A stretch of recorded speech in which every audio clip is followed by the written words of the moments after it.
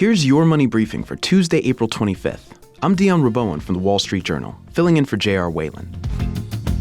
Having made it through the lockdowns and health scares of the past few years, a number of older Americans are saying no to retirement.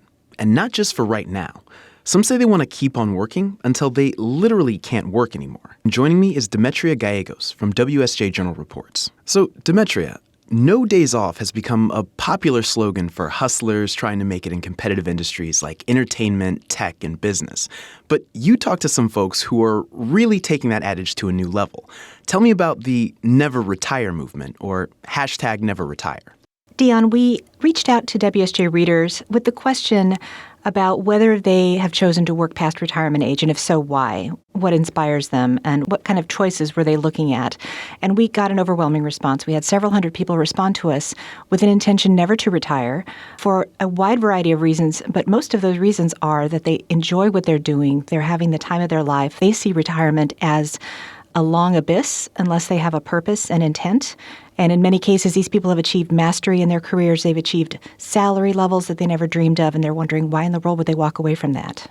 And you spoke with more than a dozen people for this story who were approaching retirement age, or what we typically think of as the retirement age. What stuck out most about the collection of conversations that you had?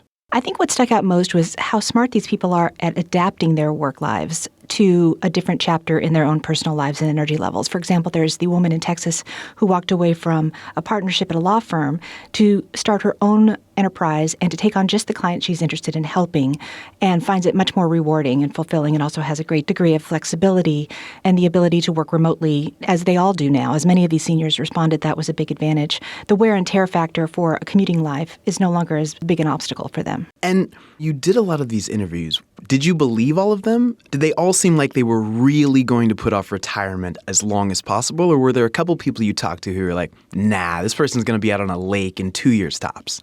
Well, most of the people we spoke to were 60 and older, and they are already in that phase. They are fulfilling that promise to keep working.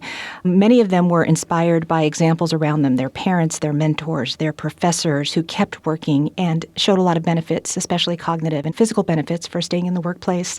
In other cases, they were dissuaded from retirement by examples around them from their own families or friends, people who stepped away from the workplace and then just could not necessarily find something new to latch onto and did not necessarily thrive in their retirement years.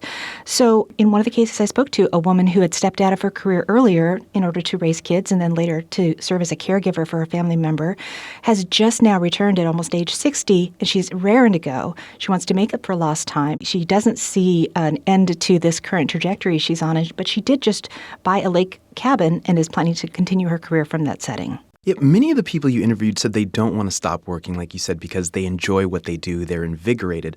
But for some, the plan not to retire seems based more in fear or expectations for negative outcomes. Can you tell me a little about that? Yes, we did include people who feel that the stock market is too volatile, for example, for them to feel comfortable financially without an income. A couple people felt they wouldn't have the same healthcare choices as retirees that they would as long as they stayed in the workforce.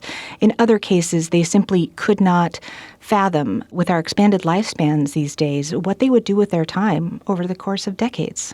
And we had seen a decline overall in the number of people over 55 who are staying in the workforce, but this trend kind of flies in the face of that. Were there people who they talked to some folks who said, no, you should be retiring, and they were like, absolutely not for me? Or did most of the people in their lives seem to be supportive of this decision? I was touched to hear an example of a doctor in Colorado who continues to work because he is a widower and he does not have a wife with whom he wants to spend those retirement years at this point. There's certainly so many personal factors. I do think that a couple are trying to set examples for their children. One person mentioned that their father-in-law at 90 is still working, and so he doesn't feel like he can step away yet just to save face. Based on your reporting, does it seem like the idea of what retirement is changing? I think while our idea of retirement continues to evolve, our idea of the work life also changes, especially after the pandemic, when you have technology allowing folks to work well past their original plans because their setting is now flexible. I feel as though people are now feathering these two phases in their life together in a potentially much more fulfilling way, one that is very financially sustaining as well as in terms of their energy and their sense of purpose. And what does this say about what retirement looks like? I think one of the strongest impressions I got from this group is that they imagine their retirement years will last for quite a while. They are expecting to live much longer than their parents and grandparents did. They want to make sure this is a productive time in their life and not just a time for sitting on the sofa watching TV.